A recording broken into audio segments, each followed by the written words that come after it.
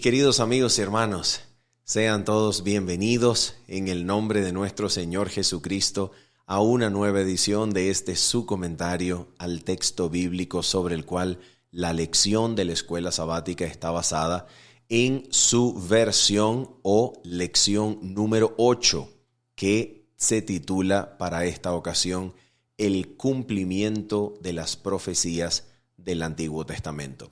Lo que nosotros queremos explorar en esta lección es cómo funciona la dinámica entre las obras, las palabras que el Mesías habla, las obras que hace y las escrituras desde la cual o desde las cuales Jesucristo debía mostrar su autenticidad como Mesías, como Hijo del Padre Celestial, para que la fe de los discípulos, de sus seguidores, fuese cimentada en las Sagradas Escrituras y así, viendo a Cristo, pudiesen crecer en la fe bíblica de la identidad de Cristo como el Hijo del Padre, el Mesías que venía a salvar y a traer el cumplimiento de todo lo que el Padre había prometido.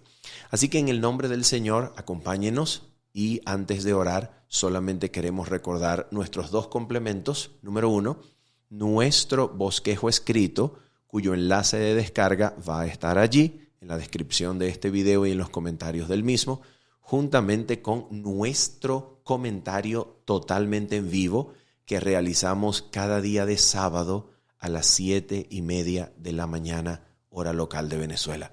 Venga y estudie con nosotros en el nombre del Señor. Muy bien, ahora sí, vamos entonces a orar y nos dedicamos a estudiar esta preciosa e importantísima lección. Oramos juntos. Nuestro Padre bendito y Padre celestial, en el nombre de Jesucristo, nuestro amado Señor, venimos delante de ti y nos atrevemos a entrar en audiencia santa delante de tu trono para pedirte, Señor, que envíes la promesa de tu Espíritu, que tomes nuestra mente y corazón, Padre, y nos muestres a Cristo y podamos contemplarle y al contemplarle ser transformados por su bendito poder. Te lo pedimos, Santísimo Padre, en el nombre de Cristo el Señor Jesús. Amén y amén. Muy bien, mis amigos. Vamos entonces en primer lugar a explorar la relación que existe entre las obras de Cristo y su palabra. ¿Ok? Esto es muy importante porque nos va a colocar en la esencia misma del Evangelio de Juan. Vamos entonces a comenzar proyectando el capítulo número 1 del Evangelio de Juan. Y vamos a comenzar a leer desde el versículo número 1 hasta el versículo número 3. Vamos a leer lo que la palabra de Dios dice aquí en esta ocasión. Ok, proyectamos entonces para ustedes Juan capítulo número 1 y el versículo número 1 al 3. Dice la palabra del Señor lo siguiente. En el principio era el Verbo. Vamos a hacer una pausa aquí y vamos a hacer la aclaración. Ya lo hemos dicho, pero vale la pena volver a aclarar este detalle del griego del Nuevo Testamento, y es que la palabra traducida al español como verbo es la palabra griega logos, cuya mejor traducción sería el término palabra. En el principio era la palabra. Y esto coincide perfectamente o se ve perfectamente cuando usted ve o lee un Nuevo Testamento en el idioma inglés. Generalmente usted va a encontrar in the beginning was the word. En otras palabras, en el principio era la palabra. Quiere decir que el Evangelio de Juan está aquí diciéndonos probablemente la esencia de su evangelio. Todo su tratado, todo el evangelio que el apóstol Juan escribe, probablemente tiene como función principal enraizar la fe de los que habían de creer en Cristo sin haberlo visto, sin haber conversado con Él cara a cara, sin haberlo tocado, sin haber tenido comunión física, visible y tangible con Cristo, es que esta fe de ellos, de los que habían de creer por la palabra y testimonio de los discípulos, que su fe fuese cimentada en el poder de la palabra. La palabra, por tanto, se presenta en el mismísimo comienzo del Evangelio de Juan como aquello que produce la obra creadora que da existencia al universo. En otras palabras, el universo existe porque en un principio la palabra que era desde el principio y que estaba con Dios y que era Dios, al ser pronunciada, llamó a la existencia aquello que no era, aquello que no tenía vida, aquello que no existía, fue producido por la palabra. Y eso es exactamente lo que nos dicen los primeros 3 versículos del Evangelio. Vamos a continuar la lectura. En el principio era el Verbo, y el Verbo era con Dios, y el Verbo era Dios. Este era en el principio con Dios. Ahora, recuerden, todas las cosas por Él, recuerden que estamos hablando de la palabra, todas las cosas por la palabra fueron hechas, y sin la palabra, nada de lo que ha sido hecho fue hecho. En ella, es decir, en la palabra, estaba la vida, y la vida era la luz de los hombres. De manera que lo que el apóstol Juan está haciendo aquí es conectar el comienzo del Evangelio con el comienzo mismo de la creación de los cielos y la tierra. En otras palabras, el apóstol Juan nos está diciendo, de la misma manera que la creación comenzó, así comienza el Evangelio y allí tiene su esencia. ¿Dónde? En la palabra. Cuando Dios habla, las cosas suceden. Cuando Dios habló, cuando Él mandó, entonces las cosas existieron. De manera que Dios desea que nosotros entendamos que el punto, la clave de su poder está y es comunicado por medio de su palabra. Y esto es demasiado importante. ¿Por qué razón? Mira por qué. Cuando el Creador habla, la palabra del Creador no es como la palabra de las criaturas, a cuya palabra la criatura debe añadir una obra para que la palabra se cumpla. Por ejemplo, voy a hacer la luz, voy a prender la luz. ¿Qué es lo que la criatura tendría que hacer? Después de pronunciar la palabra, voy a encender la luz, la criatura debe levantarse de su silla, dirigirse al interruptor y encender la luz. Debe añadir una obra para cumplir la palabra. Pero la palabra del Creador no es así. La palabra del Creador, en el mismísimo instante en que es pronunciada, la obra ocurre. La palabra es la que produce la obra en el mismísimo instante en que sale de la boca del Creador y su aliento la articula. La palabra lleva en sí misma el poder que hace la obra, de tal manera que la ecuación palabra y obra viene a ser lo mismo. La obra del Creador es su palabra.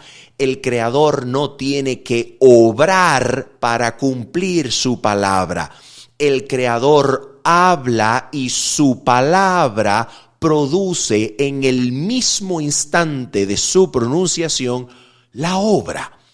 Y esta es la esencia del Evangelio de Juan, porque el Evangelio de Juan es el último evangelio en escribirse y la preocupación del apóstol es responder a la pregunta ¿cómo se puede experimentar el poder, la comunión, la gracia, la presencia, la eficacia del Mesías si el Mesías ya partió, si el Mesías está sentado a la diestra del Padre, si no hay comunión visible, tangible, si no lo podemos tocar ni ver? ¿Cómo podemos vivir en la comunión, el gozo, la gracia, el poder, la eficacia, la obra poderosa del Mesías? ¿Cómo? ¿Qué es lo que el Mesías nos ha dejado? ¿Qué es lo que tenemos para experimentar al Mesías en la vida? ¿Cuál es la respuesta? La palabra. La palabra, entonces, a lo largo del Evangelio, va a ser equiparada con la obra. El poder para experimentar la obra eficaz del Mesías va en la palabra.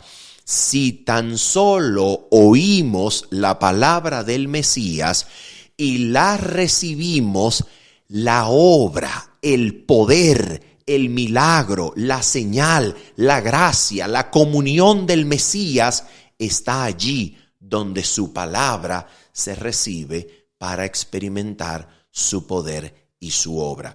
Y esa es exactamente la lección que nosotros encontramos. Vamos a proyectarlo, por favor, en el capítulo número 14 del Evangelio de Juan. En el capítulo 14 del Evangelio de Juan y el versículo número 10 se presenta esta ecuación entre palabra y obra, probablemente de la manera más clara posible en el Evangelio de Juan. Vamos a leer este versículo a continuación. Dice así, leamos juntos. ¿No crees que yo soy en el Padre y el Padre en mí? Las palabras que yo os hablo, note esto por favor, voy a resaltar aquí en pantalla para que sea suficientemente claro. Las palabras que yo os hablo, pregunto, ¿cuál es el sujeto de esta oración que Jesús está formulando? El sujeto es las palabras.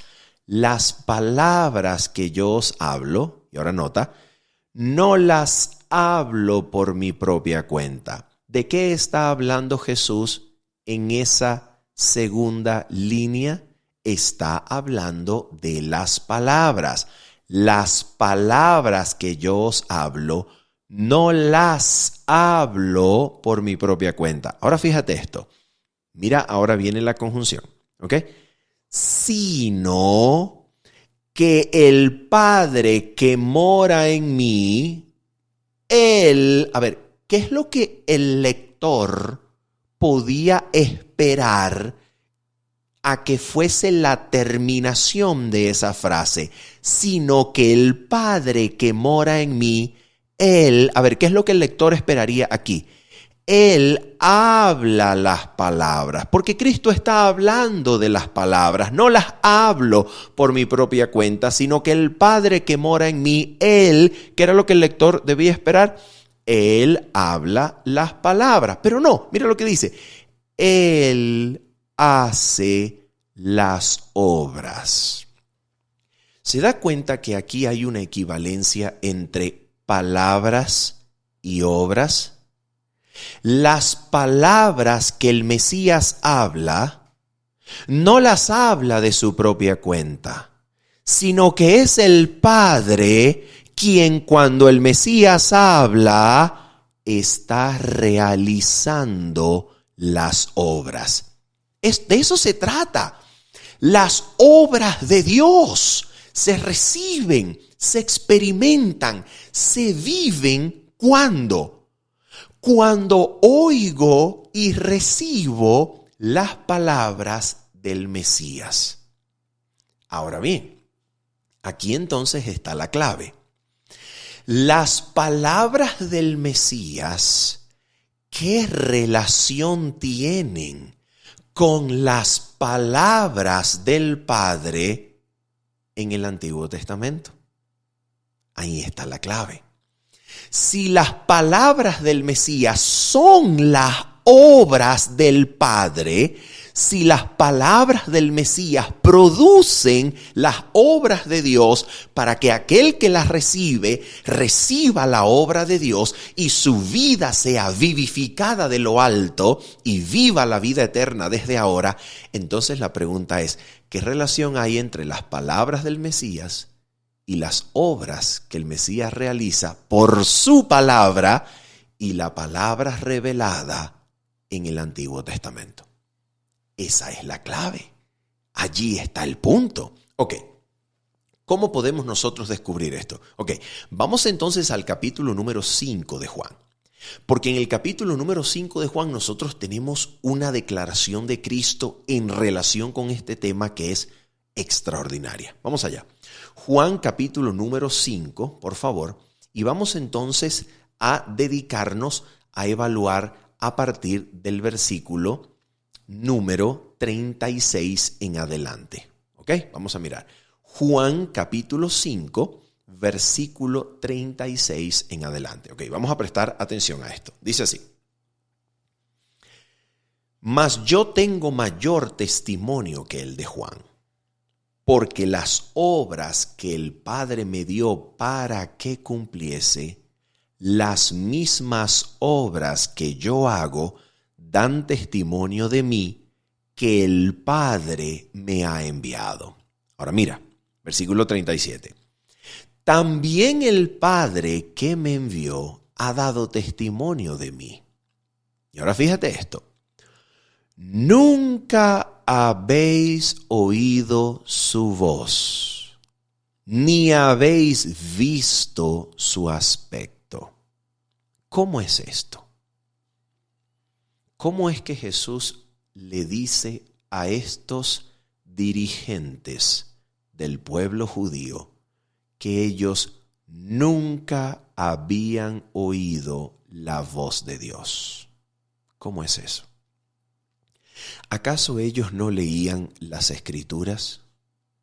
¿Acaso ellos no sabían de memoria la ley y eran capaces no solamente de conocerla, sino que eran expertos en la aplicación, en la jurisprudencia, en la casuística de la ley? Eran hombres capaces de saber cómo la ley y cada mandamiento debía ser aplicado a cada situación y circunstancia de la vida diaria, de la vida de la sociedad, de la vida de la nación, de la vida del individuo, de la vida de los matrimonios, de la vida de las relaciones entre los seres humanos, de la vida de las controversias, de las disputas. Todo, ellos sabían cómo aplicar la palabra. La pregunta es, ¿cómo Jesús les dice? Nunca habéis oído la voz de Dios, ni habéis visto su aspecto. ¿De qué está hablando Jesús? Mira la clave. Mira lo que Jesús les va a decir en el siguiente versículo. Versículo 38. Aquí está la clave. Mira esto. Ni tenéis su palabra morando en vosotros. Porque a quien Él envió, vosotros no creéis. ¡Qué cosa tan impresionante! ¿Qué es lo que Jesús está diciendo? Mira, escucha esto. Lo que Jesús está diciendo es que en el acto, en el evento del rechazamiento que ellos están haciendo del Mesías, En el acto de rechazar a Cristo, a quien el Padre envió, que traía las palabras y por implicación las obras mismas de Dios, del Creador, en el acto de rechazar al Mesías, ellos estaban demostrando que la voz del Padre, la voz de Dios, la palabra de Dios, no estaba morando en el corazón. Ellos conocían la letra de la ley. Ellos conocían lo que la ley decía.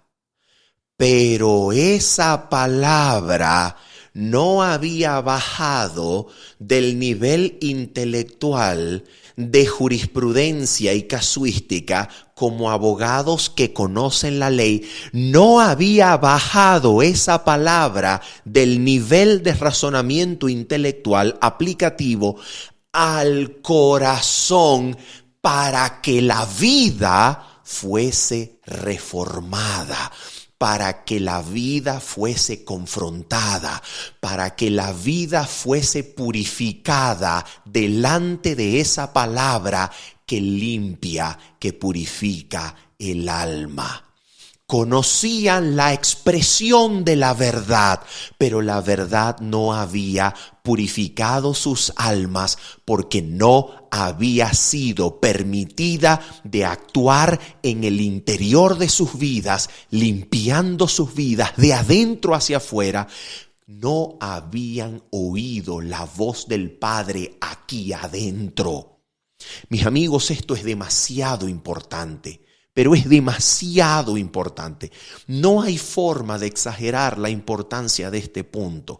Mira, tú puedes conocer lo que la Biblia dice. Y aún así puedes atreverte a hacer exactamente lo contrario.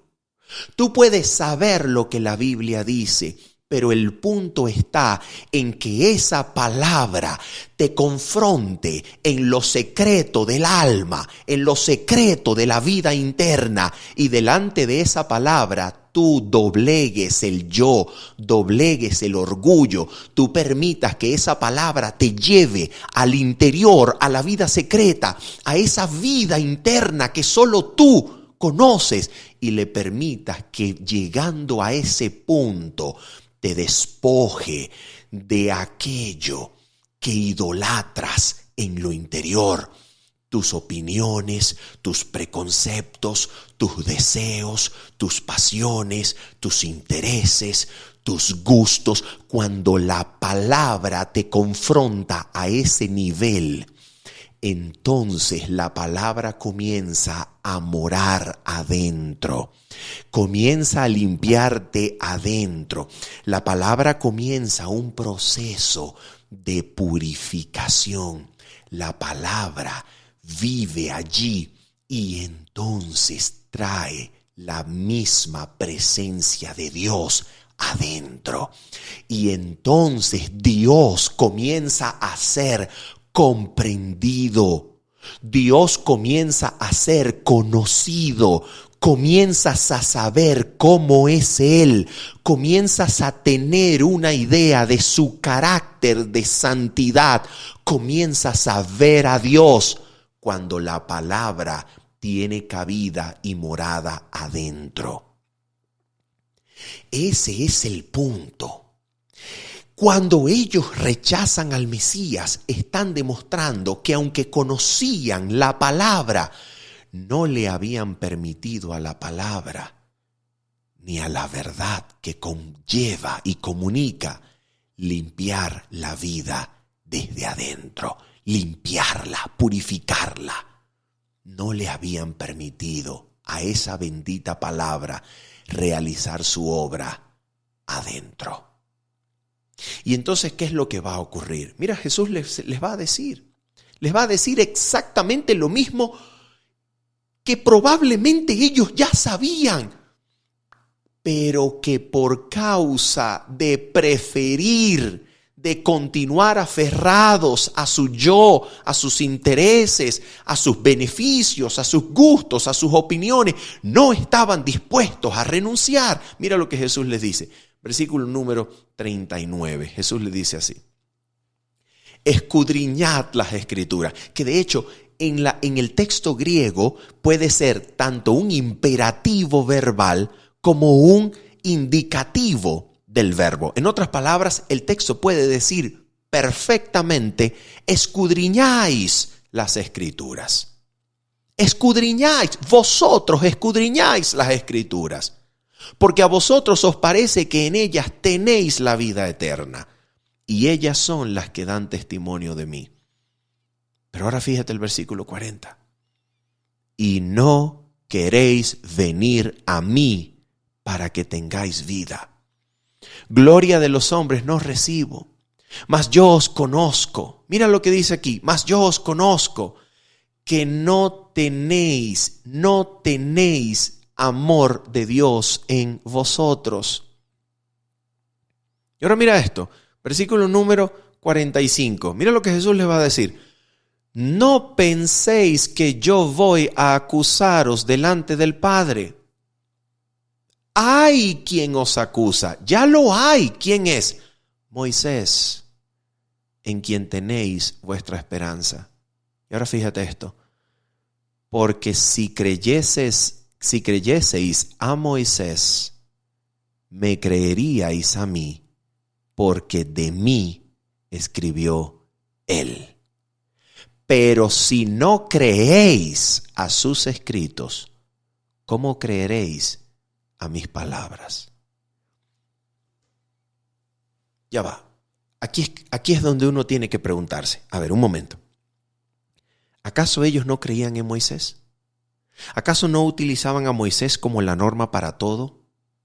¿Acaso no utilizaban a Moisés prácticamente en cada cosa que hacían desde que se levantaban hasta que dormían? ¿Cómo es que no creían a Moisés? ¿Cómo es que no creían a Moisés? Aquí está el punto.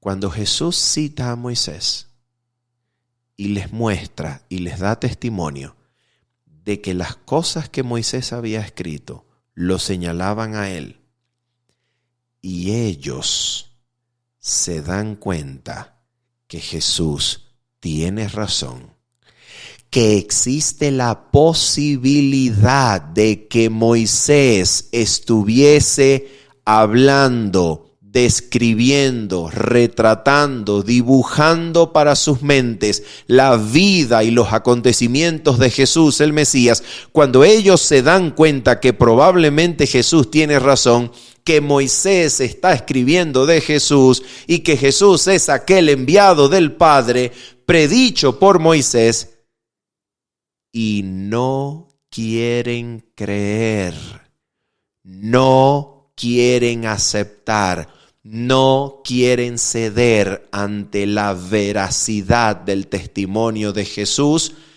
entonces no estaban creyendo a Moisés. Mis amigos, la fe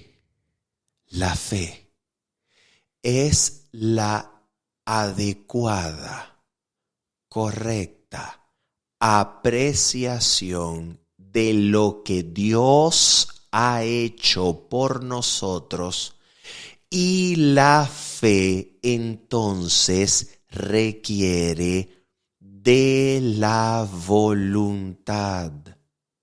La fe requiere de la voluntad porque nadie es obligado a creer. La fe tiene un componente en donde el corazón debe rendir su yo para poder creer, para poder ver.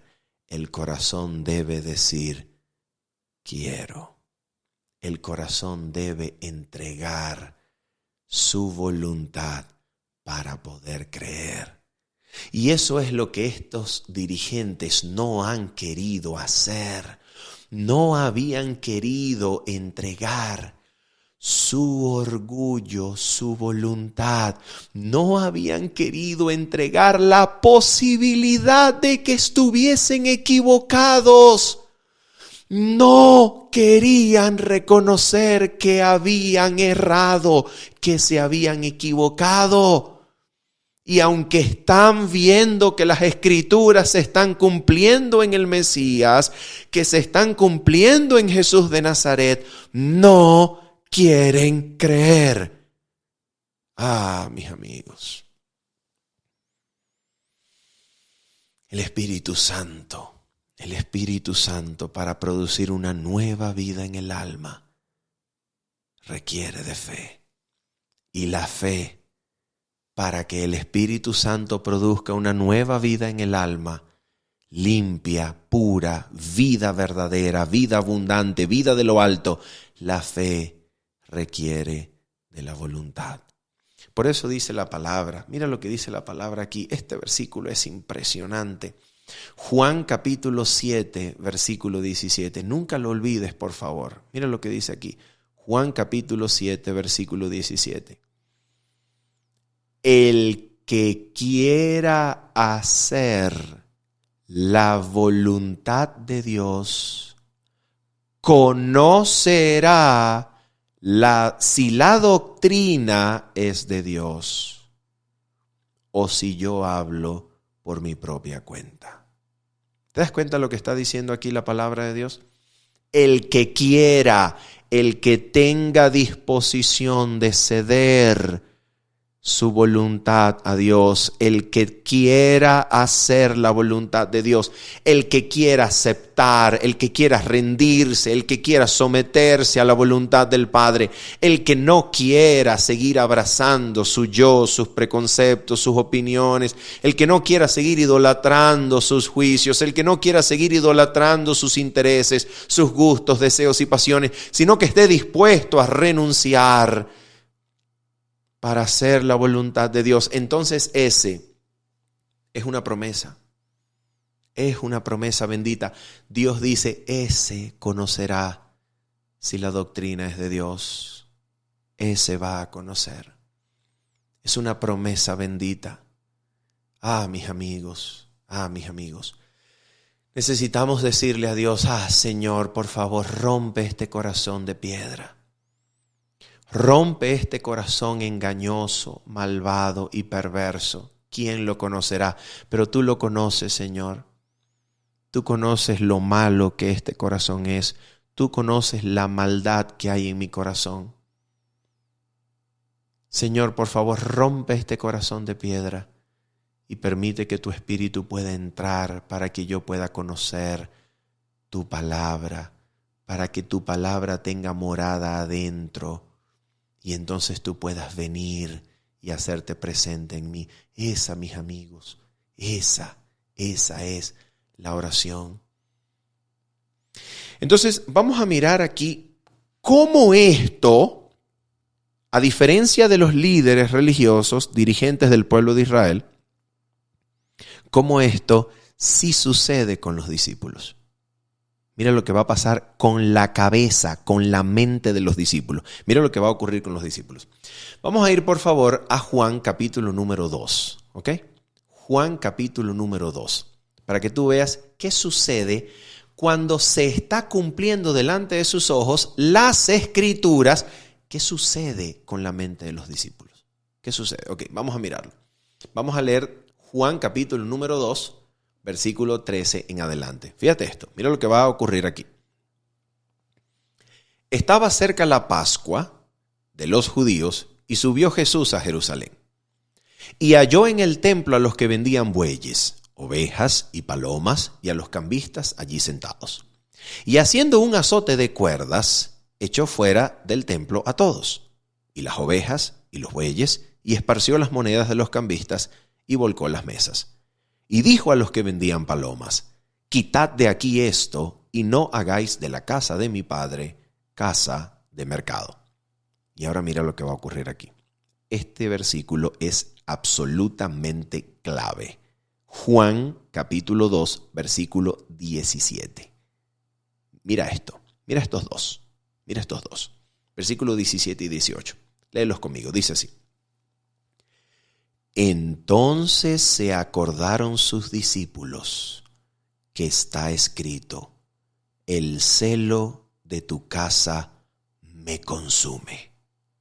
Y los judíos respondieron y le dijeron: ¿qué señal nos muestras ya que haces esto? ¿Tú estás notando la diferencia en las reacciones? ¿La diferencia en lo que se está experimentando aquí adentro? ¿Tú estás notando la diferencia entre los procesos de pensamiento que están ocurriendo en la vida interior dentro de los discípulos y dentro de los dirigentes judíos? ¿Estás viendo la diferencia entre los procesos mentales? Mira, fíjate el primer proceso mental. Los discípulos están viendo a Jesús. Y cuando ven que Jesús hace un látigo de cuerdas, cuando ve que Jesús expulsa a los cambistas, cuando ve que Jesús saca todo y dice: sacad de aquí esto y no convirtáis la casa de mi Padre en cueva de ladrones. En casa de mercado. Entonces los discípulos, viene el Espíritu, fíjate, viene el Espíritu y entonces les recuerda. ¿Qué les recuerda? ¿Qué cosa les recuerda? La palabra. ¿Qué palabra? Las escrituras del Antiguo Testamento. Entonces vienen a ellos las palabras, el Espíritu se las recuerda: el celo de tu casa me consume. Y entonces los discípulos están viendo a Jesús, el Espíritu les recuerda las palabras y dicen: este es el Mesías. Está cumpliendo la palabra se está cumpliendo. En el acto que estoy viendo, la palabra de Dios se está cumpliendo en el presente. Pero fíjate, está otro grupo de personas que está viendo al Mesías exactamente hacer lo mismo. Está viendo exactamente lo mismo que los discípulos están viendo. Pero entonces cuando ven a Cristo hacer esto, lo que pasa por sus mentes es: ¿y qué señal nos demostrará para que nos dé evidencia de que tiene autoridad para purificar el templo? ¿Qué señal nos mostrará? ¿Te das cuenta la diferencia? La pregunta es: ¿será que el Espíritu Santo que trajo el pasaje del Salmo 69 a la cabeza de los discípulos, el celo de tu casa me consume, será que ese Espíritu Santo no estaba operando, trabajando en la cabeza de los dirigentes que en vez de creer van a pedir señal? ¿Será que no está trabajando? Absolutamente está trabajando. ¿Cómo sabemos que está trabajando? Juan capítulo número 1, versículo 9. Aquella luz verdadera que alumbra a todo hombre que viene a este mundo. Él es la luz verdadera que alumbra a todo hombre que viene a este mundo. El Espíritu estaba iluminando, el Espíritu estaba contendiendo, el Espíritu estaba luchando. ¿Para qué? Luchando para hacer creer a los dirigentes judíos.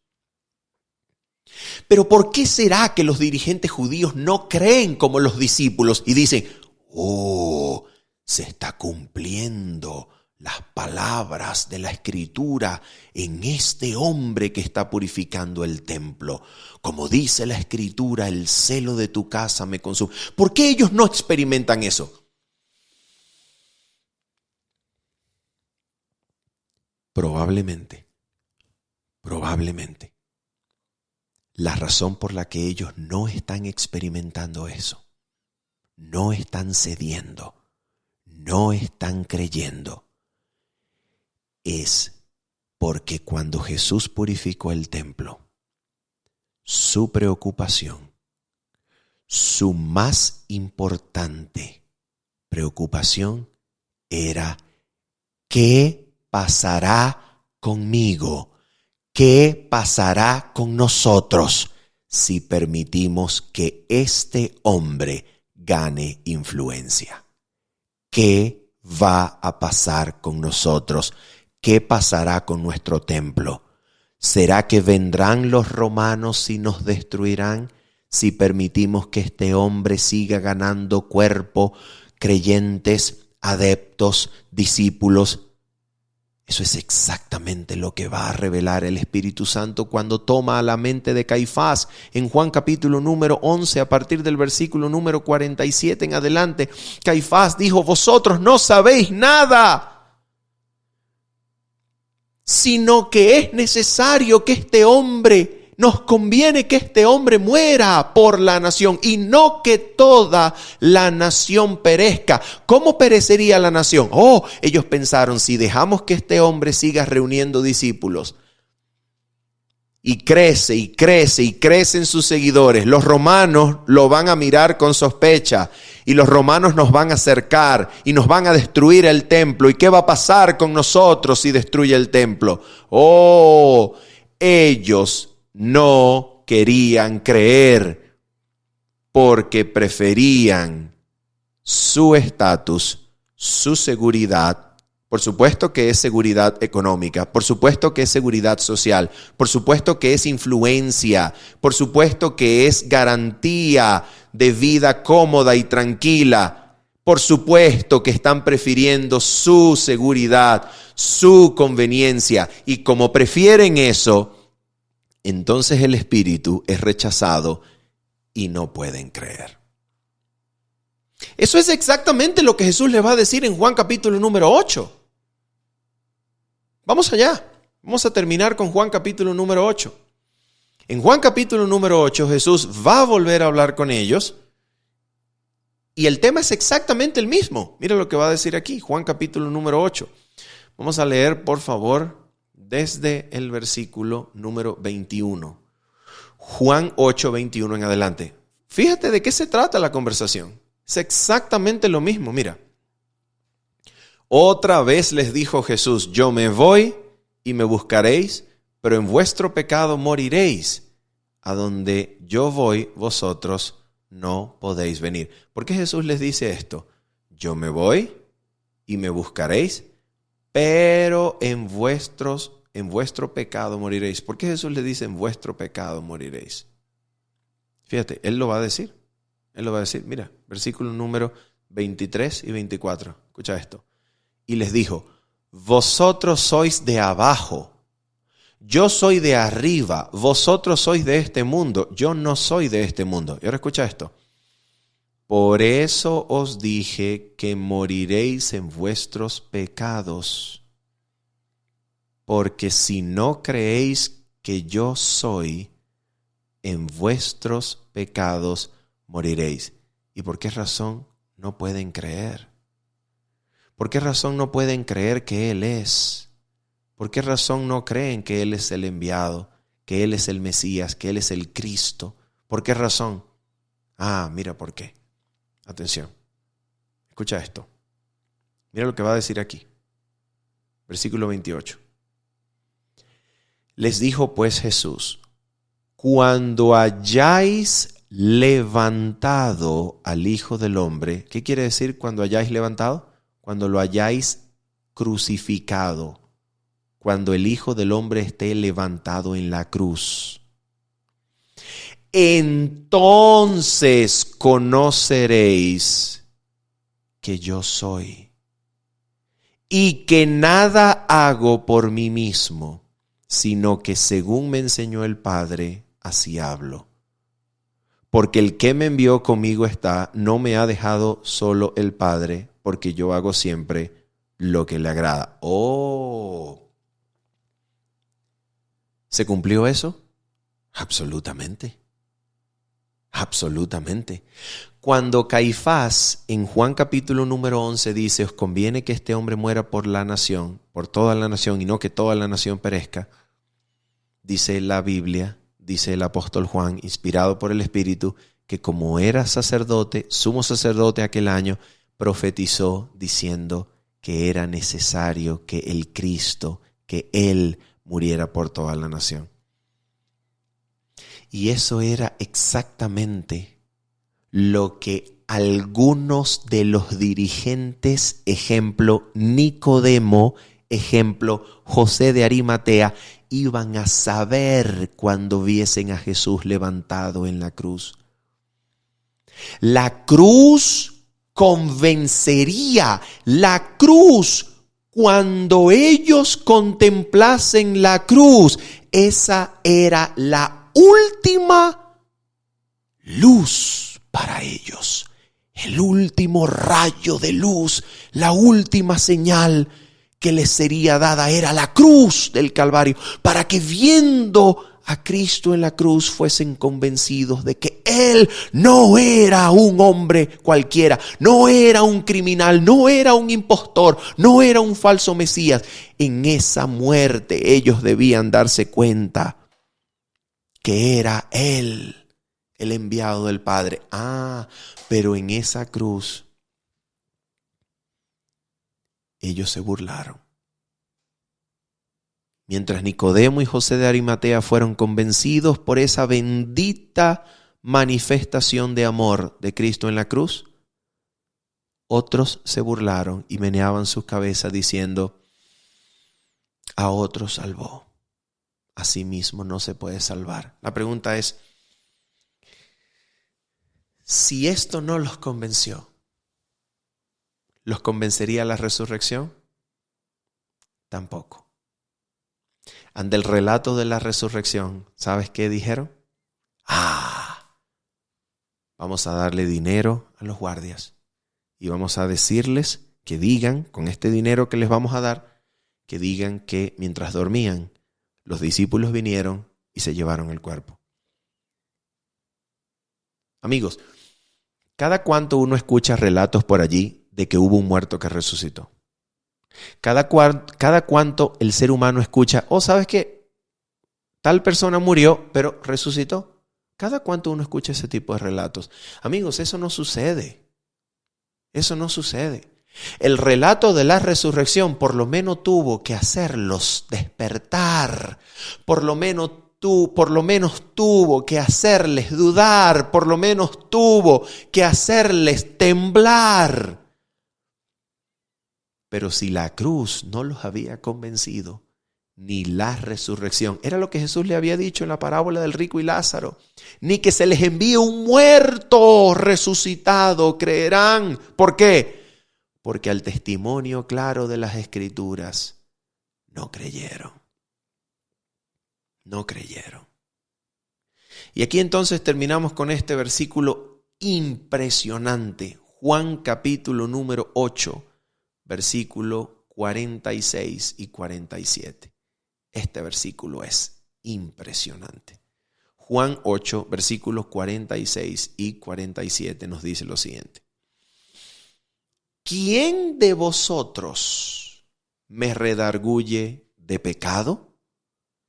Pues si digo la verdad, ¿por qué vosotros no me creéis? Y ahora mira la respuesta que él mismo da. El que es de Dios, las palabras de Dios oye. Por esto no las oís vosotros, porque no sois de Dios. Un momento, vamos a hacer una pausa aquí y vamos a reflexionar. A ver, ¿qué cosa debe suceder primero? ¿Oír las palabras de Dios para llegar a ser de Dios? ¿O primero se debe ser de Dios para poder oír las palabras de Dios y creerlas? ¿Qué debe suceder primero? Según este versículo, la persona primero debe ser de Dios para poder oír las palabras de Dios, del Mesías, y creerlas. Y la pregunta es, ¿cómo se puede llegar a ser de Dios antes de oír la palabra de Dios? La obra del Espíritu de Dios que influye en el corazón y nos atrae con gemidos indecibles por medio de influencias visibles o invisibles. La obra del Espíritu de Dios que quiere llevarnos y atraernos a la cruz, nos llevará a la cruz para oír las palabras del Mesías, comprender su plan de salvación y por la fe recibir una nueva vida en el alma. Pero si esta influencia del Espíritu Santo es resistida, si la influencia del Espíritu Santo que nos invita a abandonar los vanos placeres del mundo para buscar las únicas dos cosas que dan paz y descanso, la gracia de Cristo y el gozo de la santidad, si esta influencia del Espíritu Santo es resistida, entonces la persona no está siendo de Dios, no es de Dios, porque está resistiendo al Espíritu, y entonces cuando escucha las palabras de Dios y cuando escucha de Jesús, lo rechaza. Porque habiendo rechazado la influencia del Espíritu que nos prepara para encontrarnos con Cristo, entonces tenían un corazón que habiendo rechazado no era de Dios, y cuando se encontró con Cristo lo rechazó. Mis amigos, por eso es que nosotros no estamos seguros rechazando un solo rayo de luz. Bueno, no importa, rechazo y más adelante el Señor me encuentra. No. Toda influencia que sintamos en el alma, toda influencia que sintamos para reformar nuestra vida, para cambiar de vida, para abandonar la vida licenciosa, para salir de la esclavitud a nuestras pasiones y deseos, toda influencia espiritual del Santo Espíritu de Dios que sintamos, que nos lleve, que nos produzca un deseo, que nos ponga un anhelo de algo que no tenemos, que nos ponga anhelo de santidad, de justicia, toda influencia por amor al cielo, debe ser recibida, debe ser aceptada para que cuando las palabras de Dios vengan, las creamos, no las rechacemos. Y Cristo sea recibido, ya que la palabra estaba morando en nosotros. De eso se trata, mis amigos. De eso se trata. Habiendo dicho eso y esperando que usted haya sido edificado por este comentario, se despide de usted su servidor en Cristo, Manuel Ospino, diciéndoles, nos vemos el día sábado, 7:30 de la mañana, hora local de Venezuela. Bendiciones. Chao.